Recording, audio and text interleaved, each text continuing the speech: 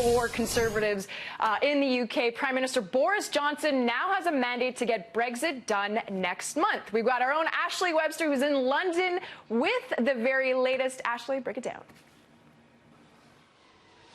Well, Christina, Boris Johnson took a big gamble, and guess what? He hit an election jackpot. With all the ballots now counted, his Conservative Party won a staggering 80-seat majority in Parliament. That means he can now push through his Brexit plan with ease, and the UK will be out of the EU by that January 31st deadline. Speaking outside his Downing Street home, Johnson thanked in particular non-Conservatives for giving him their vote. I want to speak directly to those who made it possible, and to all those who voted for us for the first time, and those whose pencils may have wavered over the ballot, and who heard the voices of their parents and their grandparents whispering anxiously in their ears. I say thank you for the trust you have placed in us and in me. It has been a humiliating defeat for Jeremy Corbyn's Labour Party, who won just 203 seats. That's the lowest number since 1935. Corbyn's extreme socialist agenda that included nationalising utilities, tax hikes for businesses and the wealthy, and massive public spending has been overwhelmingly rejected. President Trump was quick to congratulate Boris Johnson on his victory and the prospect of a new transatlantic trade deal, saying in part, this deal has the potential to be far bigger and more lucrative than any deal that could have been made with the EU.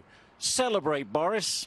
Well, Johnson's pro-business manifesto also giving a boost to the markets today. London's FTSE gaining right around 100 points, and the pound at one point hitting a 19-month high.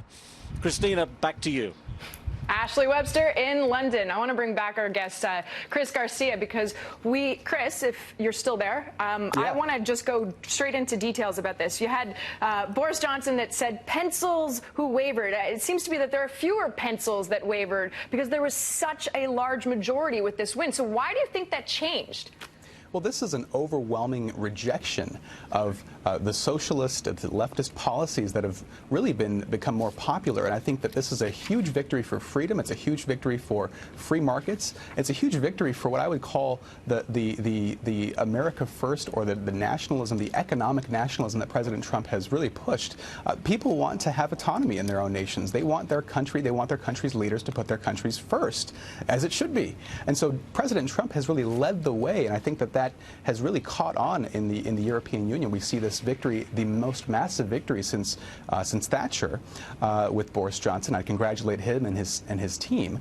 And so this paves the way for President Trump to now turn his attention. And now that we've got USMCA done, now that we've got the phase 1 of US-China done, now we can turn our attention to a massive deal with the UK. And I think that the goal will be to aim toward a fair, free, reciprocal agreement that lowers barriers, that lowers non-tariff barriers, hopefully eliminates them, and then also, of course, eliminates subsidies as well. We could really find the biggest, most truly free market deal with our longest ally. Well, yeah, we definitely know that Johnson is a huge supporter of the United States, and I guess another bromance with the president, which is great news for us and for a future trade deal. The question I have for you, though, is just this, I guess, this period where businesses, American businesses, international businesses that are in the UK, they have to figure out what's going to happen. And we know that Boris has said the mandate is scheduled for January 31st. Is that even feasible, given how long it took to even just get to this point in time?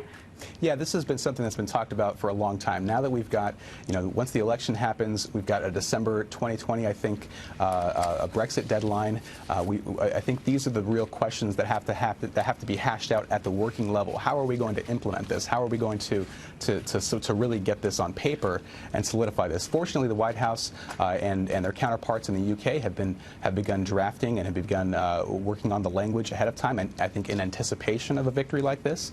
And so I think the details will soon emerge, but today is a huge day for not just freedom in the United States, but also freedom in the UK. What a poignant way to end. Chris Garcia, thank you very much for joining us and staying later, too.